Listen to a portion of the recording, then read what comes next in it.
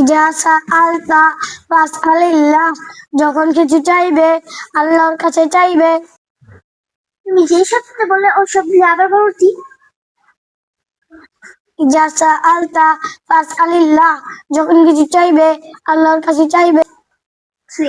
ভাই তোমরা যে এতক্ষণ যে শব্দটি বলছিলে আমিও শুনতে চাচ্ছি, তোমরা আমাকেও একবার বলো। ইজা সাআলতা ফাসআলিল্লাহ, যখন কিছু চাইবে আল্লাহর কাছেই চাইবে।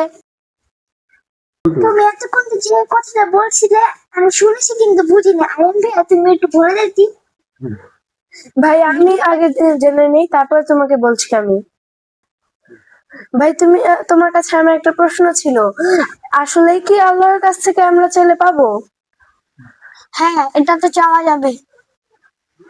তাহলে আমরা মানুষের কাছ থেকে যেটা পাই সেটা কি আল্লাহ আমাদের দিবে?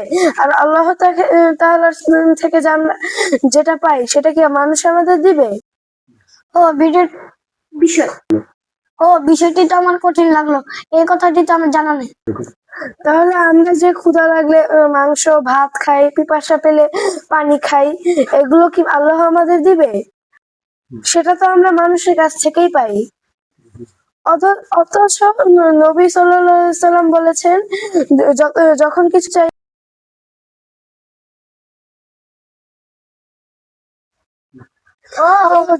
বিষয়টি আমার কঠিন লাগলো। তাহলে চলো আমরা একজন আলেম সাহেবের কাছে যাই।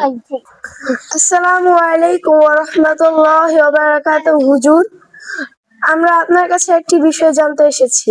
ওয়ালাইকুম আসসালাম ওয়া রাহমাতুল্লাহ। ঠিক আছে, কি বিষয়ে জানতে কিছু বলো। হুজুর নবী সাল্লাল্লাহু আলাইহি সাল্লাম বলেছেন, ইজা সাআলতা ফাসআলিল্লাহ, যখন কিছু চাইবে আল্লাহর কাছে চাইবে। তাহলে আমাদের যখন ক্ষুধা লাগে আমরা মায়ের কাছে চাই, টাকা লাগলে বাবার কাছে চাই, কিছু কিনতে হলে দোকানদারের কাছে চাই। এখন কি আমরা আল্লাহর কাছ থেকে এই জিনিসগুলো চেতে পারবো?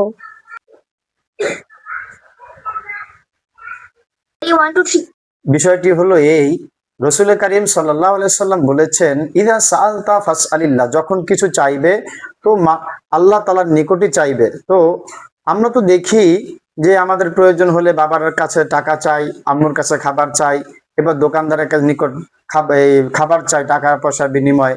এগুলো নিষেধ নয়, কেননা আল্লাহ তাআলা কোরআনে কারিমে বলেছেন, তাআওয়ানু আলাল বিররি ওয়াত তাকওয়া, তোমরা ভালো কাজে সৎ কাজে একে অপরের সাহায্য সহযোগিতা করো। ওয়ালা তাআওয়ানু বিল ইসমি ওয়াল উদওয়ান, এবং খারাপ কাজে একে অপরের সাহায্য সহযোগিতা করবে না। তাহলে আমাদের ক্ষুধা লাগে, এটা একটি প্রয়োজন, এবং টাকা পয়সার প্রয়োজন হয়, এটি একটি প্রয়োজন। এই প্রয়োজনের জন্য আল্লাহ তাআলা মানুষের সাহায্য নিতে নিষেধ করেননি, বরঞ্চ বিষয় হলো এখানে যেগুলো একমাত্র শুধু আল্লাহর কাছেই ক্ষমতা, যেমন আসমান থেকে বৃষ্টি বাড়ি বর্ষণ করা, পানি দেয়া, এরপরে সন্তান দেয়া, তারপরে ভালো মন্দ গুনাহগুলো মাফ করা, এই সব বিষয় হলো আল্লাহ তাআলার নিকট। এইগুলো মানুষের নিকট চাওয়া যাবে না, এই হলো হাদিসের মর্ম। তাহলে হুজুর আল্লাহর কাছ থেকে আর কি কি চাওয়া যায় সেটা আমাদের বলবেন একটু আমাদের? হ্যাঁ, এটা মূল বিষয় হচ্ছে সব কিছু আল্লাহর কাছে চাইতে হবে। এমনকি রাসূল বলেছেন, নবী সাল্লাল্লাহু আলাইহি সাল্লাম বলেছেন, যদি জুতার একটা ফিতাও ছিঁড়ে যায় সেটাও আল্লাহর কাছে চেয়ে নিতে। তবে চাবো আল্লাহর কাছে, আর এগুলো মাধ্যম হবে মানুষকে দিয়ে আল্লাহ তাআলা সাহায্য সহযোগিতা নেবেন, এটা কোনো দোষের কিছু নয়। ঠিক আছে, ইনশাআল্লাহ। ধন্যবাদ হুজুর আমাদের এই সমস্যার সমাধান করে দেওয়ার জন্য। আল্লাহ হাফেজ। আল্লাহ হাফেজ।